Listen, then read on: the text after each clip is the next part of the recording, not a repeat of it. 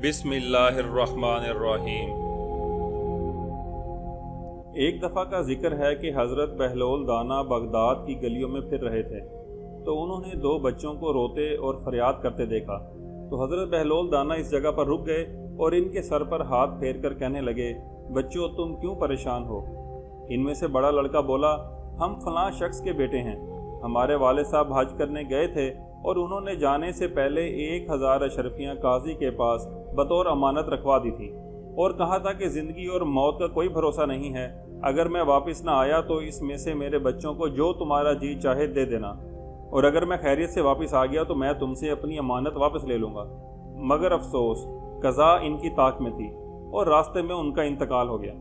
हम यतीम और बेआसरा हो गए हैं। हमने अपने बाप की अमानत काजी से मांगी है, लेकिन इसने कहा कि तुम्हारे बाप के साथ मेरा कौल हुआ था, इसके मुताबिक जो मेरा जी चाहेगा वो तुम्हें दूंगा, इसलिए 100 अशरफियाँ ले जाना चाहो तो ले लो। इसने इन लोगों की गवाही भी पेश कर दी जिनके सामने ये कौल हुआ था। हम बहुत परेशान हैं, यतीमी में हमारा कोई आसरा नहीं है। सारी बात सुनकर हज़रत बहलोल दाना ने इनके सर पर हाथ रखा और कहा, बेटा परेशान मत हो और अपने आंसू पूंछ लो और मेरे साथ चलो, मैं काजी से खुद बात करता हूँ।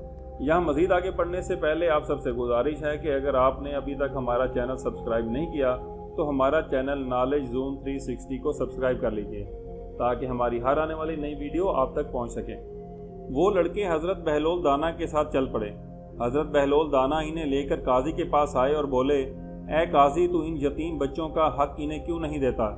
काजी ने बड़े ठाठ से कहा, अच्छा तो ये चालाक लड़के तुम्हें अपना हमायती बना कर ले आए हैं। हालांकि इनके बाप ने कई लोगों के सामने मुझे ये इख्तियार दिया था कि जो मेरा दिल चाहे इन्हें दे दूं।